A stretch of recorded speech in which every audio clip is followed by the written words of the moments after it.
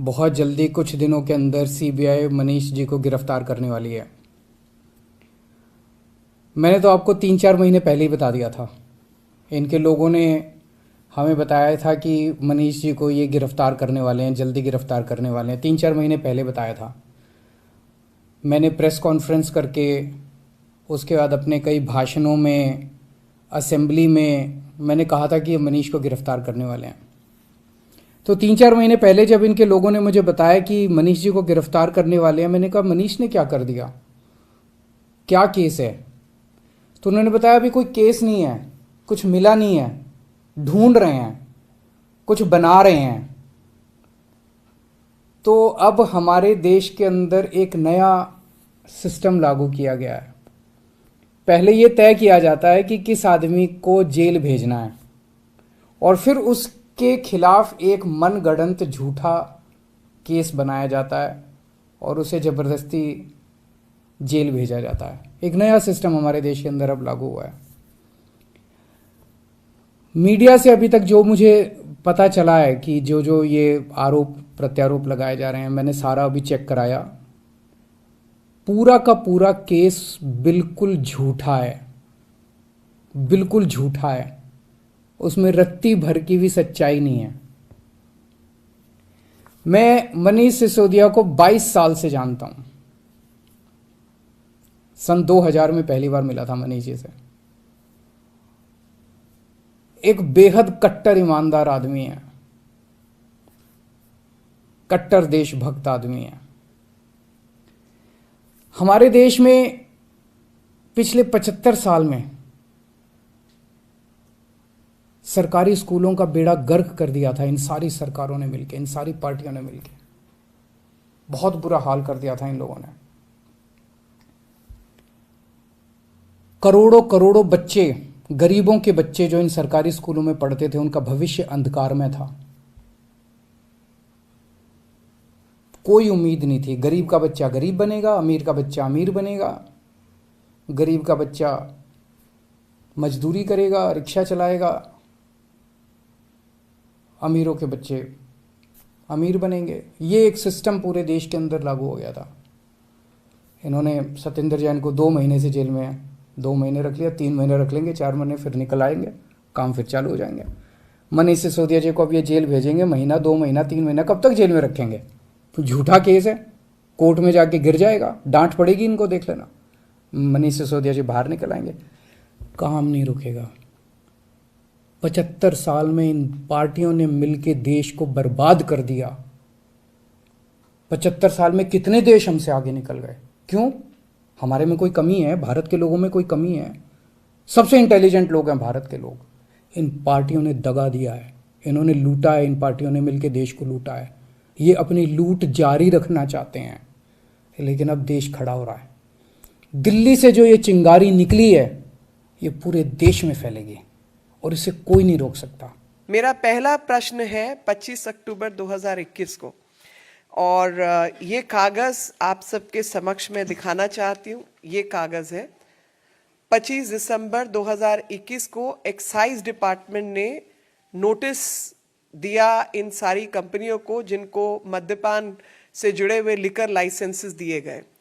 इस पर क्या एक्शन हुआ, क्या कोई काम हुआ, नहीं हुआ, कार्रवाई हुई, नहीं हुई, और इसका क्या इन्वेस्टिगेशन, क्या स्थिति है, ये बताएं। और तारीख नोट कर लीजिए 25 अक्टूबर 2021 को। अक्टूबर 25 अक्टूबर 2021। उसके बाद 14 जुलाई 2022, यानी सिर्फ एक हफ्ता पहले की बात है, जिसमें कैबिनेट नोट के बिना अप्रूवल के हफड़ तफड़ में, क्योंकि उसमें 48 घंटे का भी समय रहता है, जिसमें नोटिस जारी होने चाहिए 48 घंटे पहले एलजी के पास जाना चाहिए, बिना किसी काम के, बिना किसी प्रोसेस को फॉलो किए, बिना किसी नियम और कानून को फॉलो किए हुए 144.26 करोड़, मैं एक बार आंकड़ा दोबारा से चेक करके आपको बता देती हूँ, 144.36, 26 नहीं 36 करोड़, 144.36 करोड़ का जो वेवर है क्या वो मनीष सिसोदिया जी के नेतृत्व में उन कंपनियों को दिया गया बिना नियम बिना कानून का पालन किए? फिर क्योंकि लिकर कार्टेल दिल्ली में चल रहा है, एक पूरा का पूरा एक गैंग है जो ये माफिया चला रहा है, और इसके दौरान 144.36 करोड़ का उनको जो है एग्जेम्पशन दी गई है लाइसेंस फी पर, जिसमें कि कोई अप्रूवल, कोई कैबिनेट नोट, कोई ऑथराइज्ड एजेंसी, किसी को इसमें जोड़ा नहीं गया, उससे किसी से बात भी नहीं की गई। और जब दिल्ली के अंदर डेल्टा वेव चल रही थी उस दौरान यह हरकत हुई कि डेल्टा वेव के दौरान भारतवासी काम के अभाव में होटल, अस्पताल, बाकी चीज़ें बंद पड़ी थी। अस्पतालों का क्या हाल था आप सब जानते हैं। उन सब के अभाव में दिल्ली छोड़ छोड़ कर जा रहे थे और उनके पास कोई रोटी रोजगार नहीं था। उस समय ये काम कर रहे थे कि डायरेक्ट ऑर्डर्स दे रहे थे कि 144.36 करोड़ जो है वो माफ कर दो। मेरा तीसरा सवाल कि L1 का जब टेंडर लगता है किसी भी कंपनी का, तो उस L1 के टेंडरिंग से पहले आपको कुछ जो है अर्नेस्ट मनी डिपॉजिट देना पड़ता है।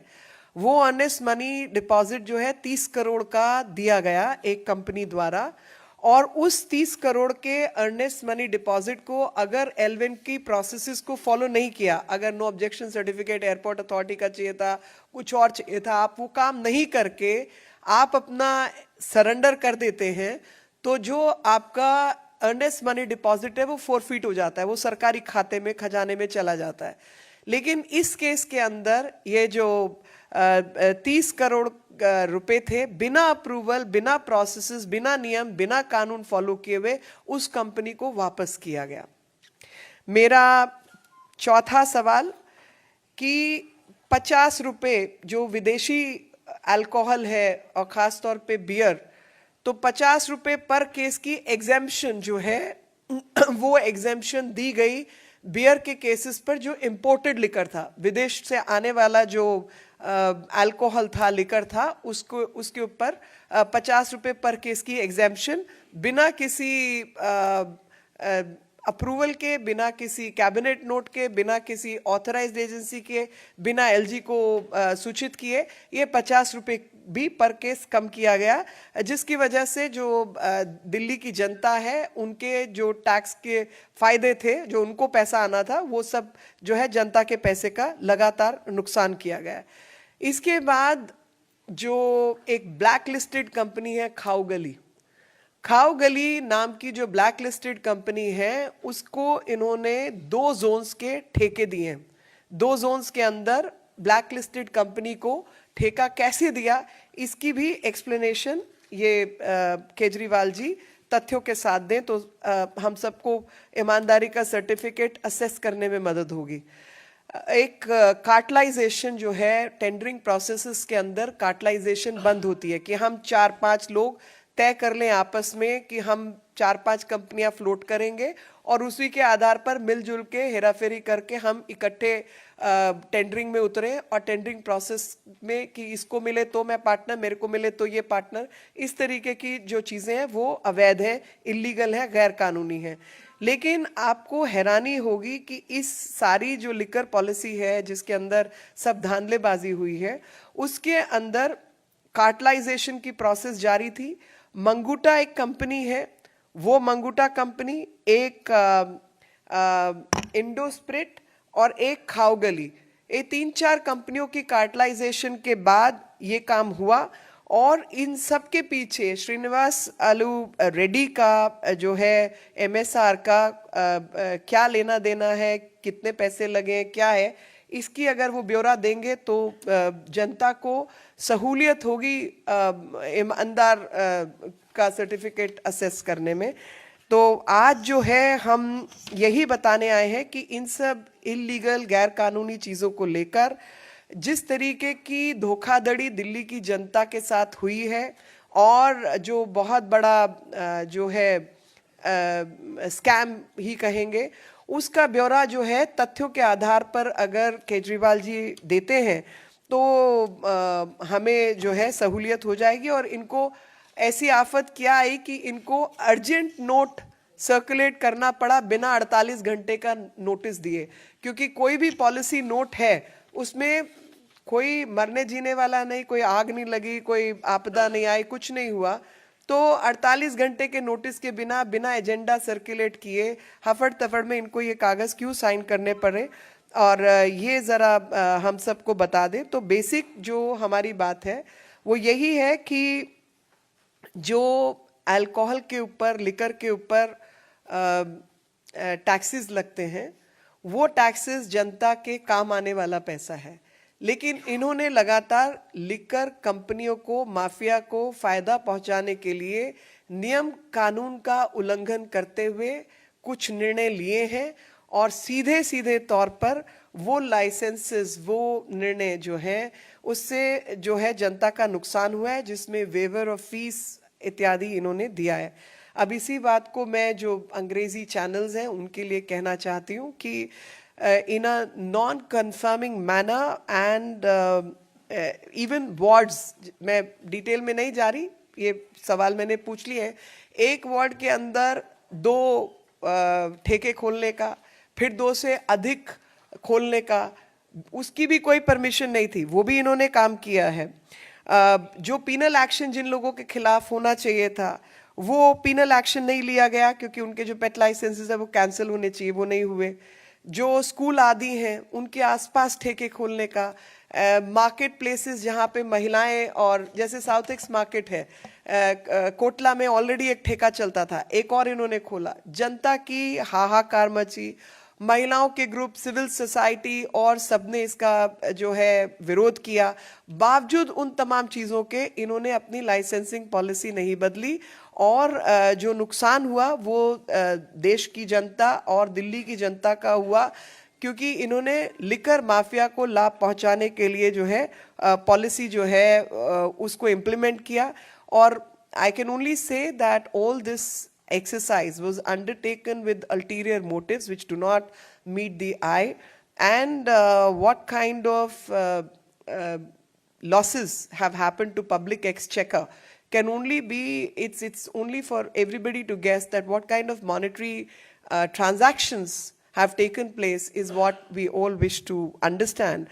And this so-called the sticker of Imandar Sarkar will be given to you later when you decide to answer us on facts. The very first fact is on 25th October 2021, this was a notice issued by Excise Department of Delhi to the companies concerned who were part of the cartelization process in tendering process itself. What happened to this notice? What action was taken? What investigation happened? Whether any action was taken or not undertaken is what we want to understand. And please answer specifically pertaining to the notice, and don't talk about Imandar Beiman Sarkar.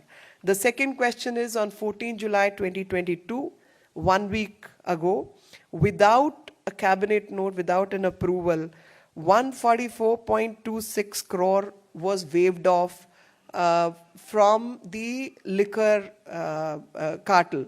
And this was done without adequate approvals, without proper notice to the Lieutenant Governor and other authorities who, as part of processes, approvals need to be taken in a process and rule-bound manner, which has not been done. And then when you issue tenders and someone qualifies under L1, that's the first tender, in those circumstances, there is something called earnest money deposit, EMD. And in case that L1 processee does not process further, does not take appropriate action in furtherance to the intention of participation in the tender, in those cases the earnest money deposit is forfeited by the government. And in this case the earnest money deposit was of 30 odd crores, which was waived off. And again the waiver happened without adequate approvals from the cabinet and other such authorized people concerned. Then 50 rupees per case in case of imported beer was waived off. Now that is a straightaway loss to the exchequer and public money. So he's someone who's been squandering public money, rupees 50 per case, which would have added to the coffers and the treasury of Delhi government and would have been used by the people of Delhi, was waived off in favor of a company so that foreign liquor could enter the market at a cheaper rate. Then there is another waiver which was there's a company called Khawgali, which is blacklisted company. How was this blacklisted company allowed to participate in the tendering process itself? And 2 zones have been allocated to this particular company. In the process of tendering, cartelization is prohibited. And in this case, the sincere request is to investigate this particular part, that Manguta is one company, Indospirit is another company, and Khawgali is the third company. These companies formulated a cartel, and through the cartelization process, and at the back, I mean, I have no knowledge, but I would want everyone to investigate. Is this Srinivasalu Reddy, MSR, whose money is behind these companies? That needs to be brought forward, and Mr. Kejriwal can answer. In fact, in respect of cartelization, the blacklisted companies cannot participate. The manufacturers of the alcohol cannot be the distributors. That's another point in the entire tendering process. In this case, the manufacturers were also the distributors. That is where this tendering process was wrong. And all this happened under the leadership of Mr. Sisodia, and Mr. Kejriwal was the one who was chairing these meetings. I think they both need to come forward and answer these questions. ख़ास तौर पर ये तो पता चलना चाहिए कि जो अल्कोहल बनाने वाली कंपनियां हैं, वो कंपनियां कभी भी बेचने वाली कंपनी नहीं हो सकती, तो वो भी टेंडरिंग प्रोसेस से प्रोहिबिटेड है, लेकिन इन्होंने वो काम भी किया. So I think we've asked these questions, and I would request Mr. Kejriwal to specifically answer these questions. ये सब प्रश्नों का वो जवाब दे. तो ईमानदार बेईमानी का जो तगमा है वो तो दिल्ली की जनता आपको लगाएगी और देश की जनता देख रही है, लेकिन इधर उधर की बात नहीं करें और सीधे प्रश्नों का सीधा जवाब दें, तो हम सबको तगमा देने में आसानी होगी. इन्हीं शब्दों के साथ आपका आभार. कोई प्रश्न है तो आप पूछ लीजिए.